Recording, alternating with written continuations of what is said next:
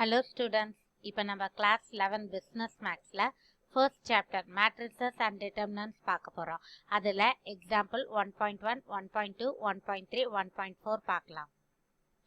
Example 1.1 evaluate. இந்த சிம்பிளுக்கு பேர் வந்து determinant symbol. 2, 4, minus 1, 4.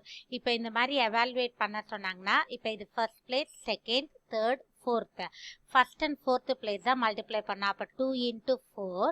அதுக்கு அடுத்தது third and second place தான் multiply பண்ணோம். minus 1 into 4. இது ஆன்சர் நமக்கு பிளஸ்ல வந்தா மைனஸ்ல போடணும், மைனஸ்ல வந்தா பிளஸ்ல போடணும். அப்ப 2 4s are 8. minus 1 into 4 minus 4. அப்ப நான் இங்க என்னன்னு போடுவேன், plus 4னு போடுவேன். அப்ப 8 plus 4 is equal to 12. Example 1.2. Find the minor and cofactor of all the elements in the determinant.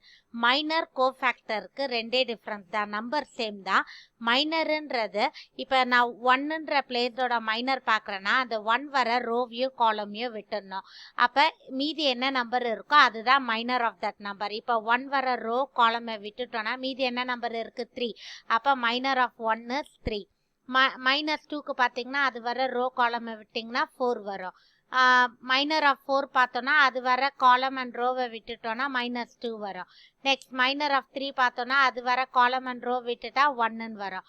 கோஃபேக்டர்ன்றது அந்தந்த பிளேஸ். இப்போ இதோட ஃபார்முலா வந்து ஜென்ரலாக நம்ம என்ன பண்ணுவோம்னா -1 பவர் i plus j mijன்னு சொல்லுவோம். அதாவது இது ஃபர்ஸ்ட் ரோ ஃபர்ஸ்ட் எலிமெண்ட் 1 1 1 2 1 3 1 4.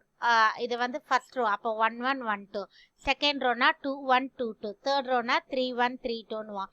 இப்போ 1 1. அப்போ -1 பவர் 1 plus 1 ஈவன். நம்ம இதை ஜென்ரலாக எப்படி சொல்லணும்னா இது பிளஸ் மைனஸ் மைனஸ் பிளஸ்.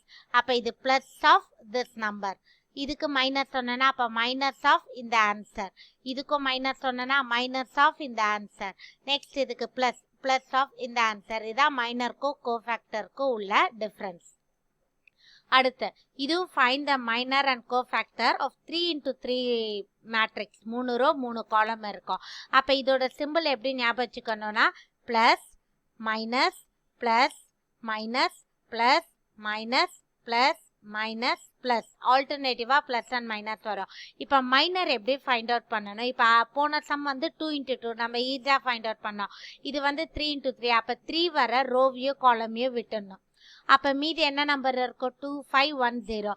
இதுக்கு டிட்டர்மினன்ட் கண்டுபிடிக்க தெரியல. ஃபர்ஸ்ட் இதை மல்டிப்ளை பண்ணோம். 2 zeros are 0, 1 5s are 5 plus 5னா -5 போடணும். அப்போ -5. இந்த மாதிரி ஒரு பிளேஸுக்கும் உள்ள மைனரை ஃபைண்ட் அவுட் பண்ணி வச்சுக்கணும்.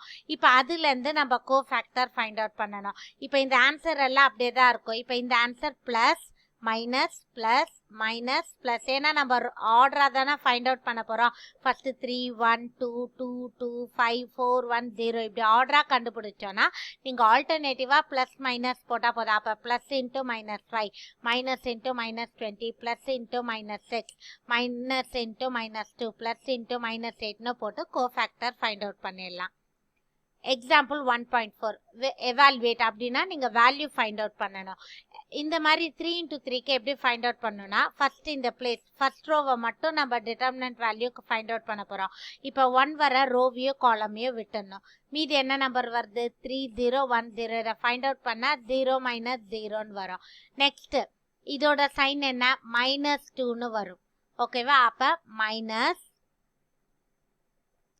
இப்போ இது என்ன வரும், பிளஸ். இது வந்து மைனஸ், இது பிளஸ், இது minus plus minus plus minus பிளஸ்னு வரும். அப்போ ப்ளஸ் 1 இன்ட்டு இது வர ரோ காலம் விட்டுட்டோன்னா 3 zeros are 0. அதுக்கு அடுத்தது 1 into 0 வந்து 0ன்னு வரும். அடுத்த -2 இன்ட்டு ரோ காலம் விட்டுட்டா -1 into 0 0. இதுவும் 0ன்னு வருது.